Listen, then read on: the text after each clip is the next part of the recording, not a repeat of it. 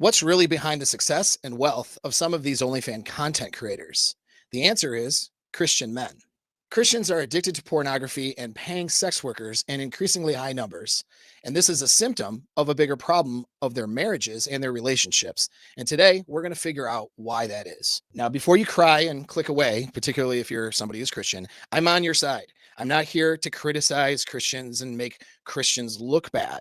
Okay. But precisely the reason why I need to do this video is that you guys are so averse to shame and guilt and being attacked and stuff, because naturally people attack Christians all the time in our modern media today. So you're very sensitive about that. And so any talk or discussion about a problem within the Christian community gets clicked next by most of you people who need to hear it the most. So don't click away. All right. Because you're fearful of being criticized. Again, I'm not here to criticize Christians. I'm here to talk about a problem so that Christian men in particular can do better. And some of you are going to use the ego protection and the mental gymnastics to say, well, but pornography is a problem everywhere. It's not just a problem amongst Christians.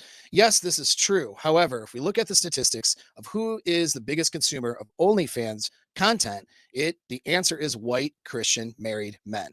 All right. Now, the race part, where there's more whites in the United States, so it makes sense that there's going to be more of a higher percentage of whites. I get that. But Christian married men, that's the point. Christian married men are consuming pornography at an alarmingly high rate, as well as sex workers. It's not just the free porn and hiding off in the bathroom or whatever people do, right? It's paying their hard-earned money to girls and simping for girls on the internet and having the secret simping life. There's a large number of married men who do this. We need to break down why this happens so that you guys can address this in your churches, in your community, in amongst yourselves, and start working towards fixing the problem. Why am I interested in this? Well, it's because I want people to have successful long-term relationships. I'm dedicated to doing that in my practice and my coaching practice.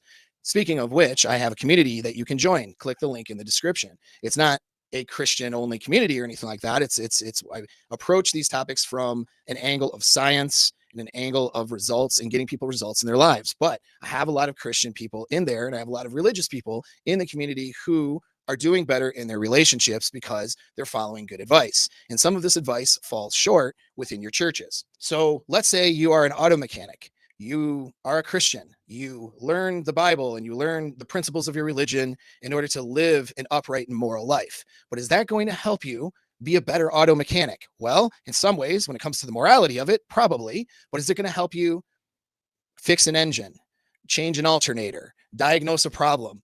No, right? There's no directions in the Bible on how to be an auto mechanic. You got to go to school for that, mentor under people, train, learn, and figure out how to be a good auto mechanic in order to fix people's cars.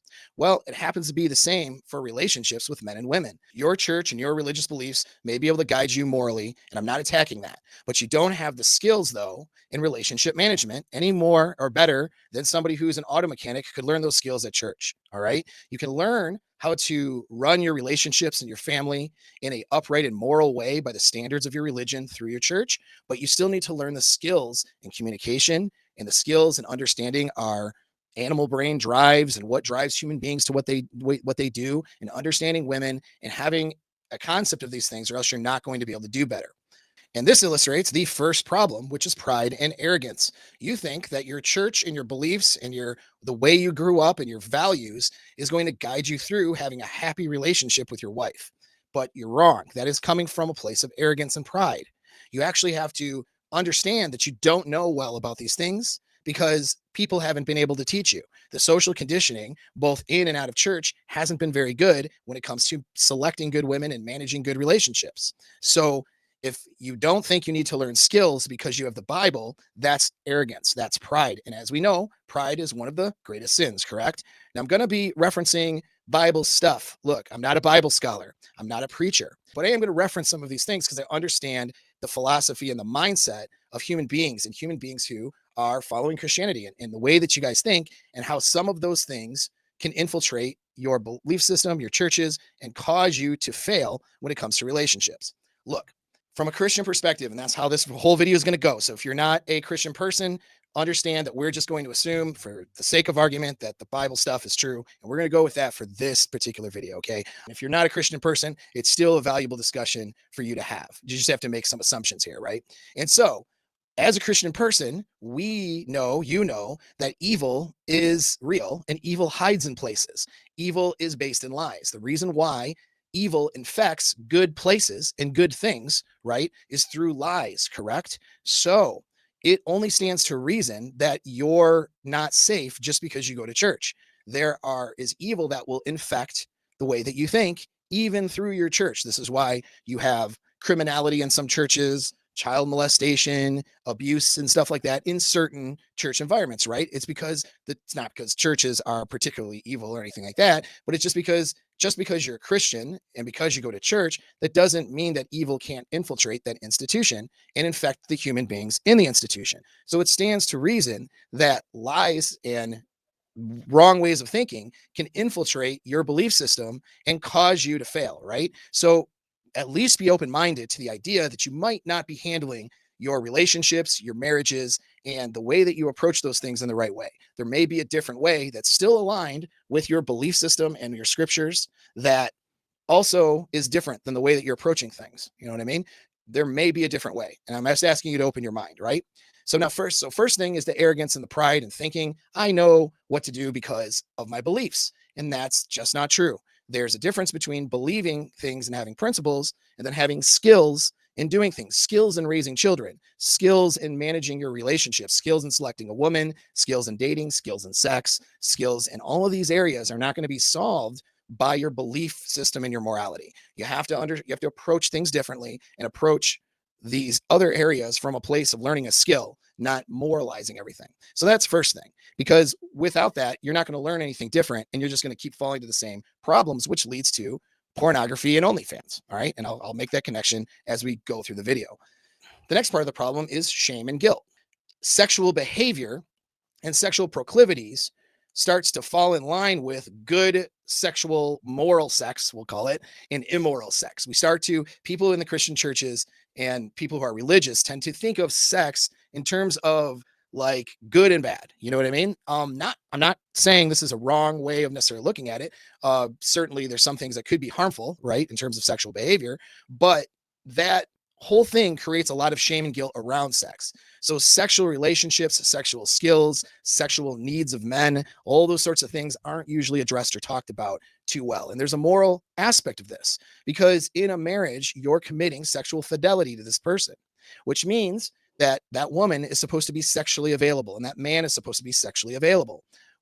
So the focus tends to be around not committing adultery or having sex with other people outside the relationships, but the focus is not on taking care of each other's sexual needs and proclivity within the relationship. So this leads you down a path of usually women choosing to not have sex with their husbands and using that as a means to have power over them. And it's just a natural tendency due to the way the brain reacts. And unfortunately, this leads to lots of sexless marriages and guys not having sexual relationships, right, with their own wives. And then, of course, we need to address the single people. There are single people out there who are, Christians who learn all this shame and guilt around what not to do regarding their sexuality, but they're not really learning what to do. There is no lesson on how to court a woman, how to date in 2025 with the way that women are today, how to handle the pressures of sex and the different things that happen during the dating process and how to go about that whole thing. So many men who are Christian don't have sexual outlets or a means of pointing that energy to do well in the dating market because they don't have the skills. They've been told, to show up at church and that's going to solve their problems. If they're just a good guy, then women will like them and they'll end up with a wife. But the problem is that isn't true.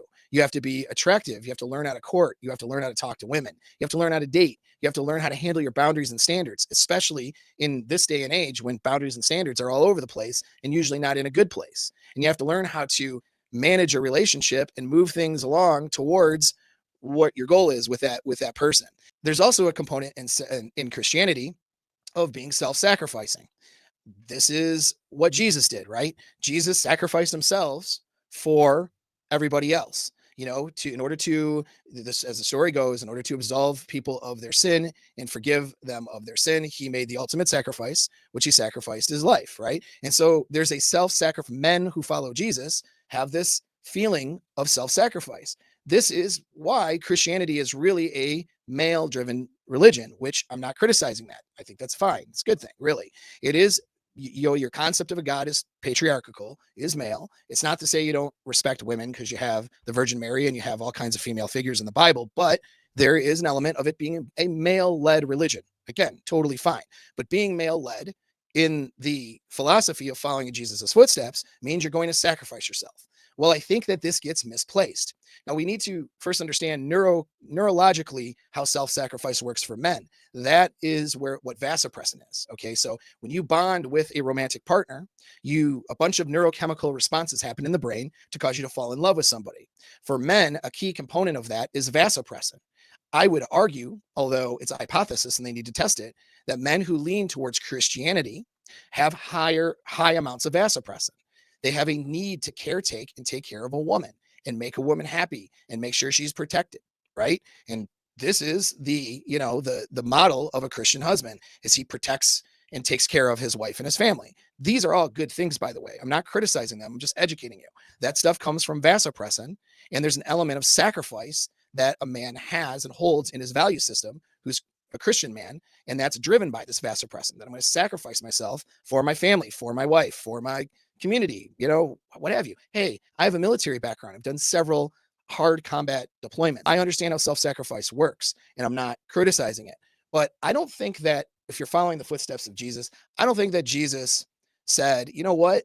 I'm going to give my life up to include my ministry in my message for one woman who has borderline personality disorder. Or I'm going to give up my whole life and my ministry and my purpose to be on earth for one girl who has, arrogance and who doesn't like me very much and who's always trying to manipulate me and run the family and shame me. Like, you get what I'm saying? I don't think that that's what happened. I don't think that Jesus gave up everything to follow one mentally disordered woman. Okay. But that's what many of you guys do in your marriages and in your lives. And you're not aware of it. Like, you're not questioning it. The story you tell yourself, because men are experts at telling themselves stories in order to justify what they do rather than doing and taking action in their lives to change their lives. You guys tell a story and it gets tied up in your religion, and women and other people who are part of the same prison system you've created for yourselves are supporting it and telling their stories. And the whole story goes like this: a good man sacrifices his whole life and everything he could do to impact the world for whatever his wife wants and whatever the kids need, according to his wife. The wife ends up running the house. So this is a problem with most of you Christian marriages, is that you've taken you're nice guys, you're kind, you have high vasopressin in the brain, so you have a need or desire to take care of others. And those things are fine, but you're pointing them in a misplaced direction where you're trying to take care of women who are selfish or who become selfish because of your lack of masculine leadership. Last I checked, from the Jesus story that I understand, is he had masculine leadership. He had boundaries and standards. He told people unpopular things at the time. He told people no. And he didn't sacrifice his life for one chick and her ideas of what she wants. He sacrificed himself for the good of the world and for the good of mankind, right? And so your self-sacrificing tendencies are being misplaced. I'm not saying that you shouldn't take care of your wife and your kids. If you're dumb, that's how you're going to take this. Okay, but smart, those of you who are intelligent understand that I'm not saying that. But what I'm saying is that this self-sacrificing thing has been misplaced. So now we have these components that are eventually going to lead to a married guy or even a single guy without dating options buried into some OnlyFans girl. And that's, number one, is arrogance, in believing that the church and the morality it teaches is somehow going to give you the skills that you need to date and conduct good relationships. Number two, it's the shame and the guilt. So there's no discussion or talk about these topics and sexual needs, and sexual shaming on men makes the marriage and relationships focused on fidelity and restraint rather than satisfying each other's needs within the relationship. So that's problem two. And then three is the self-sacrificing nature that Christian men have, which is a part of the Bible's story, but that self-sacrificing nature is misplaced and put on a particular woman, where a guy sacrifices everything about himself just to make some woman happy and to achieve her goals. And that is not leadership. So that leads to number four, which is a lack of leadership in the relationships. Women are dying to have masculine leadership in the relationships. You guys don't have it because you're too busy trying to make her happy. And so you don't know how to balance those two things. That's part of the relationship skills I'm talking about, is being able to balance taking care of a woman's needs as well as leading the relationship and having boundaries and standards, which sometimes means no and telling her no. And sometimes she doesn't get what she wants all the time. So that lack of leadership is putting women in charge of your relationships. A lot of your Christian marriages are kind of like this. When I was a kid, right? And I had one of these for my kid, and they have like a little play driving thing, right? So the kid can sit in the car seat and pretend that he's driving the car, but really you're driving the car. All right. Or if you guys, for the video game culture, is where you hand a little kid a controller, right? But you're really playing the game and the controller's not plugged in. The kid thinks he's playing the game and the kid thinks he's in charge and in control of the character, but really it's you doing it. That describes a lot of your Christian marriages today, where the woman is the one with the controller and the guy is pretending to be in charge. And he goes to church and social circles and pretends to be in charge while at the same time supplicating himself to his wife. And this woman in charge thing is not biblical and it's not how a Christian marriage is supposed to work. So we have those four problems. What does this lead to? It leads to the woman not being attracted to the man sexually. And then what happens is the sex goes down in the relationship. Look, there's a natural tendency for the sex to go down in a relationship. When we look at the neurochemical response to sex and pair bonding, okay, it's up to you as a man to reignite that sexual tension and reignite that desire periodically throughout your relationship, okay? And if you don't know how to do that, that's the skill thing. What's going to happen is the sex is going to go down. And you've given her the keys to that and made her in charge of it. And you've made her in charge of the relationship. So what you're left with is a woman who is not attracted to you because what she wanted was a dominant male leader who's going to put her in her place and tell her no sometimes, but who also takes care of her needs. And since that's not you, her attraction for you goes down. Not to mention, it's a natural part of the neurochemical reaction, which you're supposed to solve, but you're not solving it as a man because you're not leading the relationship. Next thing you know, the sex isn't happening in the relationship. So what's a guy to do? Well, he can cheat on his woman, which is going to have all kinds of social consequences, as well as all kinds of consequences to your spirit and your soul. So you believe that adultery is this major sin. So instead, you commit adultery in a different way by turning to pornography. But here's the interesting thing.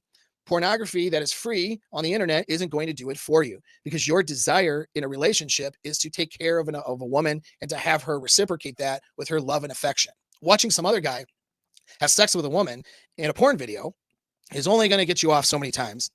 And then you're going to be unsatisfied. Not to mention, you're going to experience more shame and guilt feeling from doing that, right?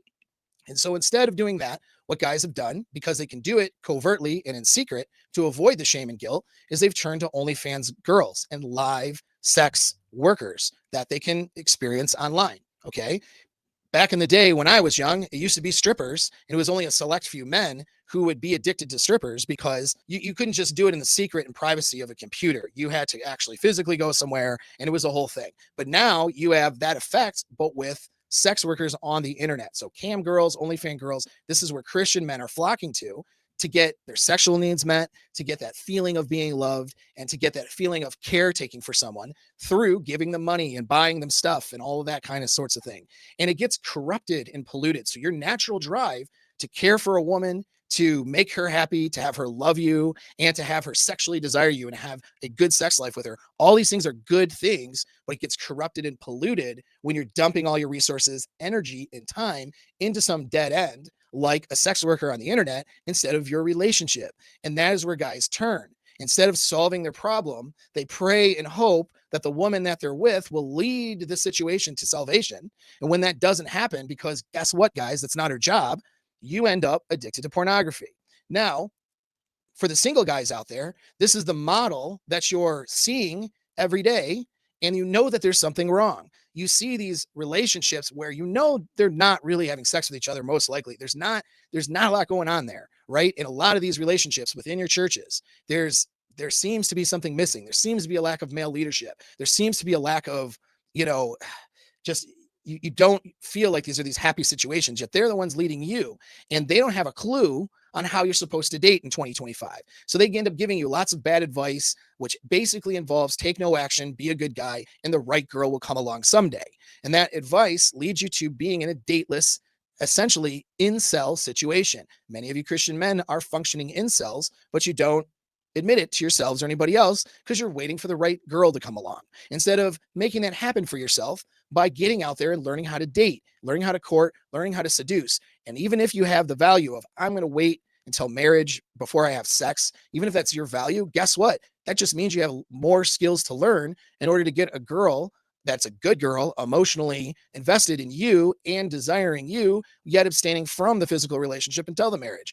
I've had guys who are clients do that successfully, not a ton of them because most people don't wait till marriage, but there have been quite a few, and it is an additional set of skills that you need. But instead of learning those skills, you're in the dark. And by being in the dark, you have no sexual outlet. What happens in the dark? Evil stuff. And that's where you can avoid your shame and your guilt, and you can jump on the internet and start simping for girls. And that's what you guys end up doing instead of following your problems. And because it becomes an easy outlet for you, that is how addiction develops. It's a neurochemical reaction that is very powerful, almost like a drug, and it's easy to get. It's just an easy hit without having to go through a learning curve in order to learn skills to get that genuine desire from a real woman, right? And so because genuine desire from a real woman in a healthy relationship takes some work and some skill development, instead of doing that, you guys are getting the easy hit of pornography. And that is what's preventing you now from going out and doing well for yourself. And I'll tell you what, if you are doing that and you're a Christian man, you're destroying the Christian marriage, you're destroying your own relationships, and you're destroying your own potential. Take relationship out of the picture. You can't be a confident, dominant man achieving goals and making a dent in the universe and doing good in the world if you are hung up on a vice of chasing sex workers. Those two things, they just don't go together. So you need a process of detoxing from that, learning some skills, and approaching your relationships differently than you are now. So that's my quick message. Take it or leave it, share it with your friends. I know a lot of you guys are going to ego protect and tell me how wrong I am and how stupid this is. But for those of you who are not going to do that, you have a chance. Share this with others. Share this in your churches. You guys should be watching this video on a screen somewhere at a men's meeting, on a men's Bible study, or a men's church meeting on a Tuesday night somewhere and talking about this stuff versus pretending that this problem doesn't exist. And I'm here for you if you want to learn those skills I've been talking about, and we can do that in my community. If you're a religious person or if you're not a religious person, I support you to do well in your relationships. That's why I'm here. That's why I'm shadow banned, because the algorithms actually don't want that from you. So if you want to do well, get in my community and we can start asking questions and I can start helping you out. Link in the description. It's free. And that's it. I pray for you and I pray that you guys start doing better. All right. Because you need to. The world is hoping you will. Take care.